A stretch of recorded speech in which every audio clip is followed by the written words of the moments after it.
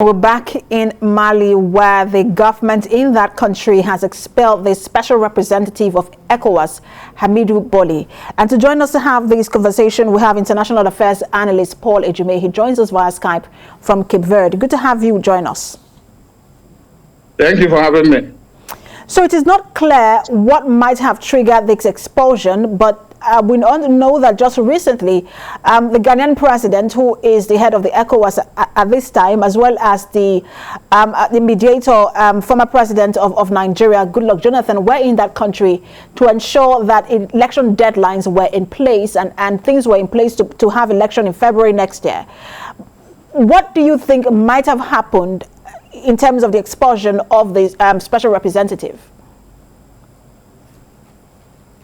Well, there has been this, what do I call it, disagreement, albeit muted, with the fact that the government is saying that the February 2022 date that they had given to hold elections for transfer of power to civilians is not likely going to be realistic.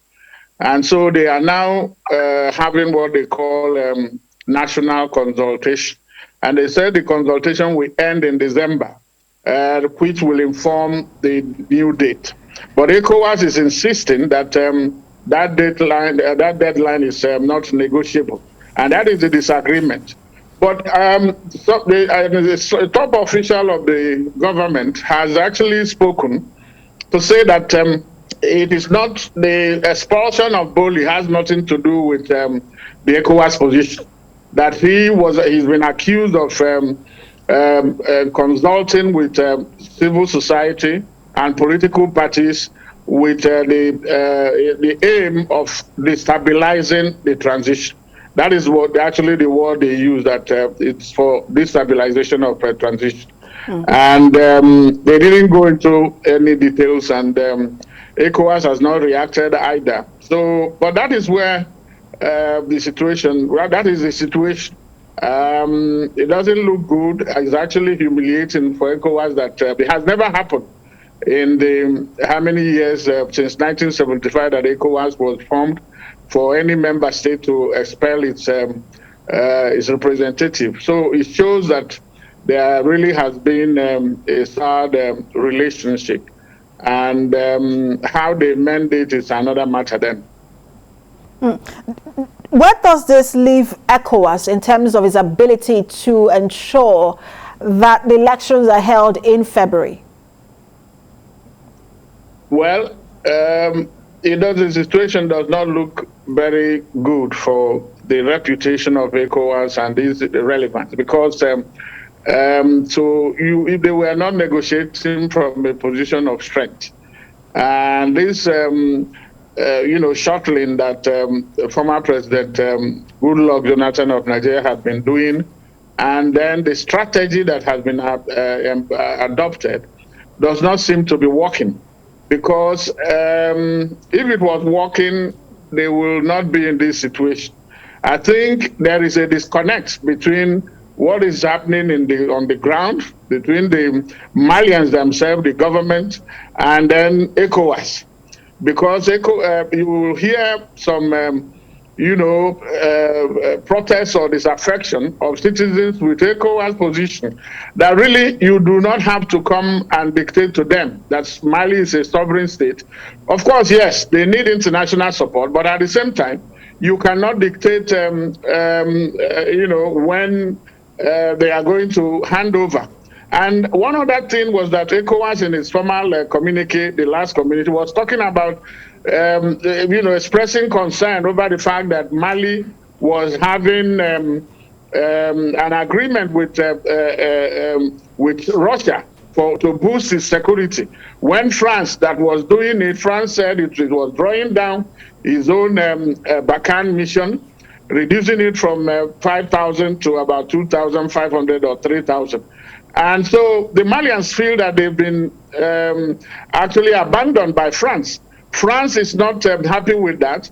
And I think Malians are seeing that perhaps ECOWAS is siding with France.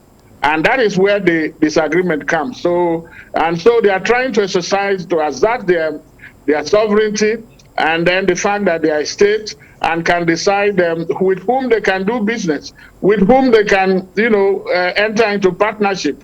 And so that really is where that's the crux of the matter. Ecowas can walk back on this and try to engage, because as it is, remember that Ecowas has suspended Mali, and then there is what they call targeted sanctions against those who are working against the transition. But how that is going to happen, you need to win the minds and souls of citizens, because if the citizens are supporting the government, which I think they are doing, ECOWAS will now be left just talking above and not engaging realistically. I think that is what they need to do. They need to climb down from the high horse. And then the government in Mali too should also remember that they cannot go it alone. And that's why I was going to ask, because it also looked like a very delicate diplomatic moment for the government in Mali. You mentioned France earlier, cutting down on troops in that country, and then also warning that if Mali was to do any business with Russia, it will rethink sending troops to that country. It's a delicate moment for the government in Mali. So what leverage do they have at this moment, on the ECOWAS? Well, like I said, there is really not much that they have other than to engage. One is to encourage and then also put pressure. I mean, it's a delicate balance, you have said, but there is nothing, you never lose when you negotiate. So I think ECOWAS need to recalibrate its strategy to make sure that they are not talking above Mali and the government and the civilians, because at least you need to have the support of the people you are trying to help. ECOWAS is trying to help and should not be taking sides and then or be speaking with different voices or siding, to be seen to be siding one party, in this case France. I mean, because Mali is a member of ECOWAS, and so in this case, so that they do not lose the support of I think both parties have something to gain and something to lose. ECOWAS, by what this situation has shown, is that it's losing, relevance, and it's not good for its image, the reputation that it has acquired over the years of being able to mediate, and solve problems. This one is getting, and that is actually that of leadership, the ECOWAS leadership. I think that is where the issue is. There are protocols, they are clear about what you need to do.